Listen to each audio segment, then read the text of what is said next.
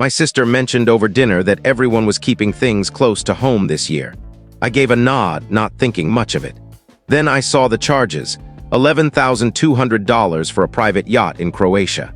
I used my secondary card to cover it. Later, I got a text meant for my father. He's too oblivious to catch on. He never looks at that account. I grinned, reversed every charge. By 6 a.m., they were at my doorstep yelling. I opened the door and was hit with a shock. It all traced back to my sister's casual comment at last month's family dinner. It was at our parents' house, some random Tuesday night with overcooked chicken and forced smiles. She glanced up from her phone mid-bite and said everyone was staying local this year. I just nodded. It seemed logical. Airfare was insane, work was stressful, and our family hadn't vacationed together since 2019. My mom chimed in about how simple plans were best. That was it. No one seemed too upset. I actually felt a bit relieved. I wasn't in the mood for airport chaos, hotel costs, or pretending to enjoy overpriced excursions. But 2 weeks later, I got a charge alert from a card I hadn't touched since college, a backup tied to a joint account for emergencies. $11,200 from a company called Visceral Ventures, Croatia. I first thought it was a scam. Maybe someone stole the card details, but when I checked the statement, my stomach sank. There were plane tickets to Split, a high-end villa booking, charges at a seafood spot in Dubrovnik, prepaid reservations, a pricey entertainment package. One transaction even had my sister's name in the notes. They didn't even bother covering their tracks. Then, like clockwork, a text from her. No hello, no context. Just he's too slow to catch it. He never checks that account. And a winking emoji. I didn't respond. Didn't need to. I logged into the bank app, locked the card, flagged every charge, and started reversing them. The bank rep was cooperative, even a bit amused when I explained the situation. By 4 a.m., I was done. I couldn't sleep, not because of the money which I'd recover, but because of how deliberate it all was. The scheming. The audacity. They thought I was too passive, too spineless to notice $18,000 vanishing. And maybe a year ago, they'd have been right. I used to let things go to avoid conflict, but not this time. They'd gone too far. At 6 a.m., someone started hammering on my door, pounding like they meant to break it down. I opened it without a word. There they were, all three. My dad, hair still damp from a shower. My mom, gripping her purse like she was bracing for a verdict. My sister, dressed for travel, sunglasses, jacket, suitcase in tow. She looked livid.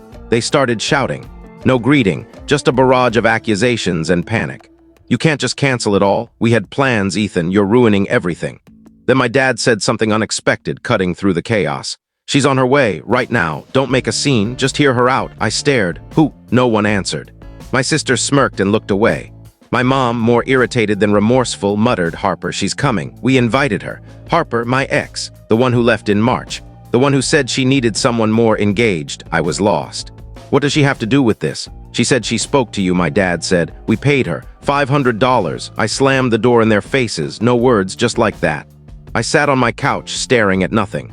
They'd paid my ex, the one person I still cared about more than I'd admit, to show up and sweet-talk me into funding their yacht. In Croatia.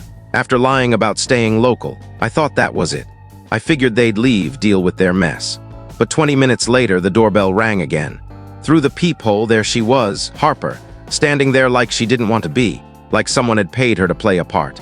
That denim jacket, the one I used to slip off her shoulders during late-night movie dates, looked wrong now. The whole scene did. I opened the door anyway, no smile from her, no greeting. Just her clutching her phone in one hand, keys in the other. I'm not here to change your mind, she said. I don't know, I needed the cash, that was it. No apology, no pretense, no attempt to soften it. I let her in, mostly curious. She didn't sit, just lingered near the living room, scanning it like it was unfamiliar, which made sense. New furniture, new shelves, new curtains, same hollow feeling though. She said they'd reached out 2 days ago. Told her I was in one of my moods again. Said I was trying to derail a plan they'd been working on for months. That I got like this under pressure and needed someone who could handle me. She didn't ask questions. She took the $500. I thought it was for a birthday or something, she said. Or maybe your parents retiring, something big. I stayed quiet for a bit. Then I asked, did you ever think they might be lying? She looked down. I didn't want to think. Before she left, she paused at the door. Your mom was crying when she called, Ethan. Your sister said you were acting like a stranger. I didn't know what to believe. I didn't reply. There was nothing to say. She walked out and I closed the door without watching her go. 10 minutes later, the text started. From my mom, we just needed help, Ethan. Was that too much? From my sister, you humiliated her. Couldn't even be civil to Harper. From my dad, this mattered. Guess you never cared enough to see that. They stopped asking for the full amount. Now it was just half $9,000 split 3 ways. All we need is 6 from you. Fair, right? Like it was a group project, like we were dividing a bar tab. They never asked why I froze the card. Never apologized. Just kept insisting I'd overreacted and ruined everything. That if I'd just let it slide like always, none of this would have happened. I didn't respond. But I started wondering, why the urgency? Why go to such extremes for a boat and a villa in a place we'd never even mentioned? That night, I couldn't sleep. At 3 a.m., I pulled up every bank statement from the past 6 months, checking for other unauthorized charges. Nothing, it was just that one card. But the next morning, I got a voicemail from my sister. No hello, no context, just her voice, low and urgent. He needs us to go. It's part of the deal. Don't screw this up, Ethan. I replayed it 3 times. Who was he? And what kind of deal required my money to make it happen? That voicemail gnawed at me. He needs us to go. This wasn't just a fancy trip anymore. There was something bigger, and they weren't just keeping it from me, they were hiding it for someone. I didn't call back. I didn't text. I started digging. I revisited the charge details, focusing on the vendor, Grinned Ventures. I called them posing as a confused client who'd lost his booking info. The guy on the phone, polite with a European accent, confirmed the reservation was still active. 7-day private yacht, he said. Split to Dubrovnik. Paid in full by Mr. Ethan Carter. Party of 5. You, your parents, your sister, and a Mr. Leo Parks. I stopped him. Who? Leo Parks. He's listed as the primary guest for the villa. That name meant nothing to me. I hung up, searched online. At first, just generic LinkedIn profiles, no faces. But when I added Croatia to the search, I found something. An Instagram account, barely active. One photo of a slick car parked by a stone house, tagged in Dubrovnik. 2 comments from my sister. The first, can't wait to see it, IRL smiling face with hard eyes. The second, you're unreal. That's when it clicked. Her new boyfriend. I vaguely recalled her mentioning him once, something about him being different, which coming from her wasn't saying much. I assumed he was just another guy she met at some trendy bar. I was wrong. The next few days were silent. No texts, no visits. I thought maybe the reversals had gone through and they'd backed off. I went through my week, kept my head down, focused on work. But that name, Leo Parks, stuck with me. Friday morning, I got a notice from my building's front desk. A package for me, no sender listed. I picked it up. Small box. Inside, a pair of high-end sunglasses. The same brand my sister had been showing off online. And a note in block letters like they didn't want their handwriting traced. US, don't mess this up. I knew it wasn't over. That night my dad called, first time since the confrontation. I let it go to voicemail. He wasn't shouting this time. If you don't want to help, fine, but this trip isn't about luxury, it's about safety. Safety. What did that even mean? I called the bank again, asked if anyone had tried using the card recently. They had. 2 days ago, someone tried booking a flight from Split to Paris. One traveler, Leo Parks, it was blocked. Now I knew 3 things. 1, they were still going. 2, he was planning to leave separately. 3, Leo wasn't just along for the ride, he was running the show. And whatever deal they'd made with him wasn't for me. Saturday afternoon, I drove to my parents' house. Didn't call ahead. I knew they'd dodge me or lie. The garage door was open. I walked in and saw suitcases by the laundry room. My mom's floral bag, my dad's worn-out duffel, and when I didn't know, black, sleek, brand new, I went to the kitchen. And there he was, Leo. Tall, smug, barefoot like he owned the house. He had that fake charm vibe, the kind that worms into families uninvited. He didn't blink when he saw me. Ethan Carter, he said, grinning. Nice to meet you at last. I didn't reply. Just looked around. No one else was home. He strolled to the fridge like we were buddies. Heard there was some trouble with the trip. Your sister didn't want to involve you, said it'd get messy. I stayed silent. Then he said something that flipped everything. Ever been to Croatia? Crazy place. Especially if you know the right people. The villa's in my name, technically, but don't worry, it's legit. Mostly. That word lingered too long. I asked what the trip was really about. He laughed. Just a vacation, man. A chance to show your family something new. Your sister wanted it to be big. You were supposed to be part of it, but plans shifted. I asked what he did for a living. He grinned again. I move things, let's say.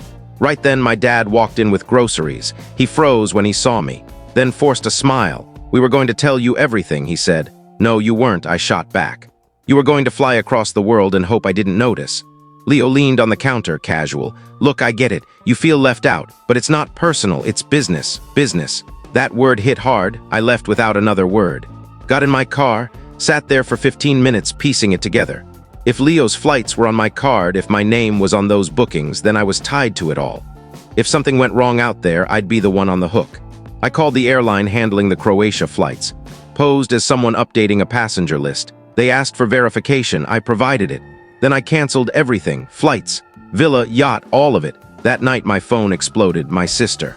My dad, my mom. And then out of nowhere, Harper. She texted, you need to leave your place. I just heard something, he's not who they think. I asked what she meant.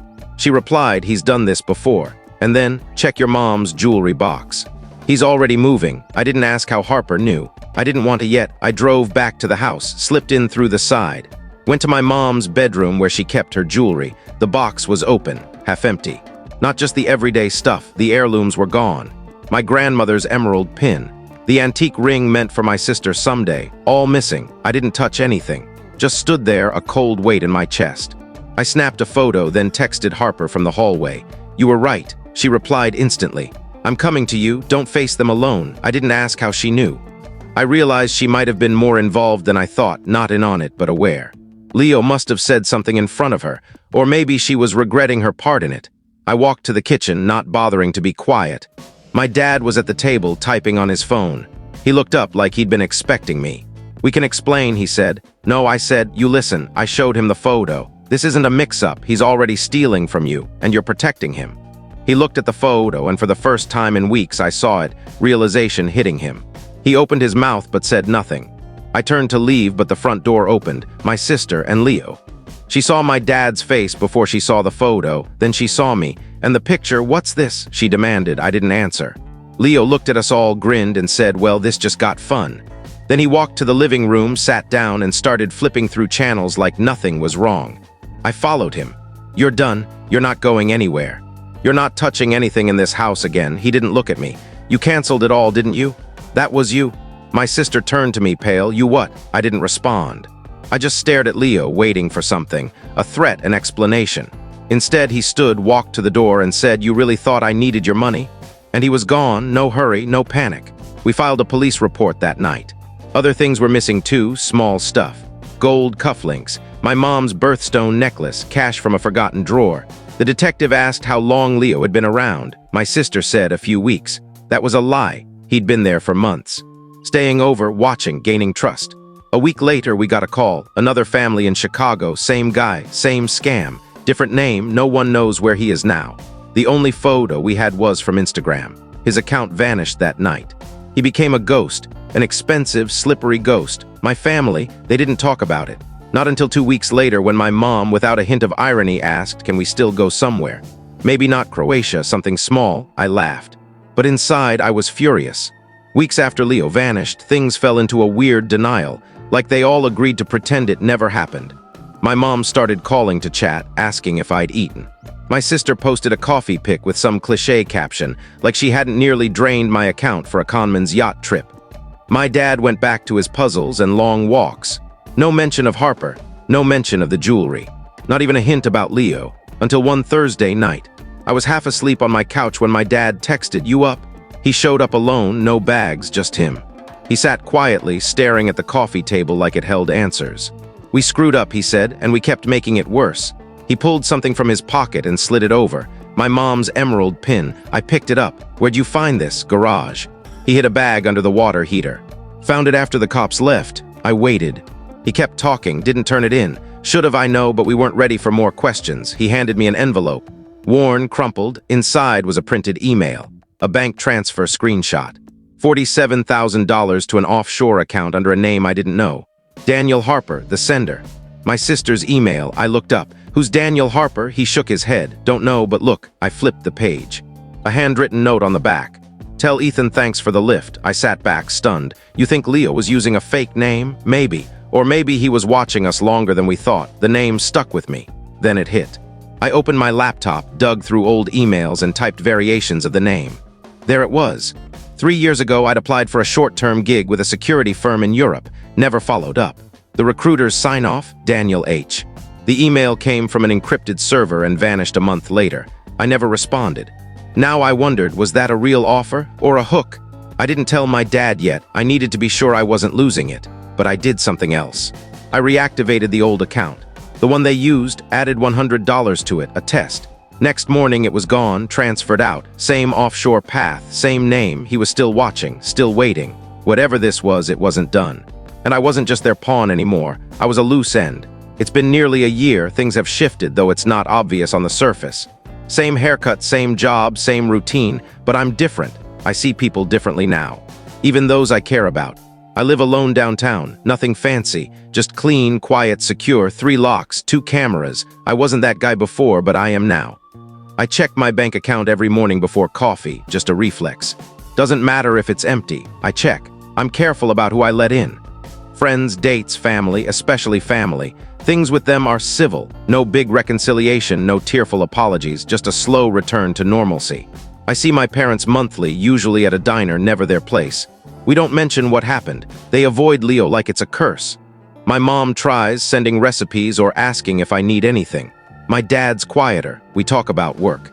The weather, nothing deep. My sister? No contact in 4 months. Last time she asked if I was over it yet, like it was a mood swing. Like the guy who robbed us and nearly dragged me into something worse was a bad date. She doesn't get it. Or maybe she doesn't want to. I don't hate her. But I've learned there are different kinds of betrayal. Some are loud. Others are quiet, where someone lets something awful happen because they wanted something so badly they ignored the price. I don't know if she's forgiven herself. I doubt she ever will. As for Leo, or Daniel, or whoever, he vanished like fog. No trace, no charges, no sightings. He folded his identity and slipped away, until last week. I came home late, exhausted, starving. My mailbox had 1 envelope, no sender. Inside, a glossy postcard of a rugged coast with clear blue water. No message, no date, just the image, on the back in small handwriting. Bet you'd love this view. I didn't show anyone, didn't report it. Didn't even tell Harper, who I still talk to occasionally. We text, keeping our old connection at arm's length. She's in Seattle now, working, doing okay. She still feels bad about taking the money. Said she never used the second half. I believe her. I burned the postcard in my sink, not out of fear, but because I was done. Whatever game he was playing, I wasn't biting. I wasn't going back into his trap. Maybe he thinks he won. Maybe that postcard was his way of saying he's still watching, but I've already won. I walked away with my life, my name, and something he'll never have again, trust. I know who I am now. I know what I can handle. And if he comes back, he'll meet someone entirely new. So what are your thoughts on this story? Do you agree with what happened, or do you see it differently? Let us know your opinion in the comments. We'd love to hear from you. And if you enjoyed the video, make sure to give it a like, subscribe to the channel, and hit the bell icon so you don't miss any of our upcoming stories. See you in the next one.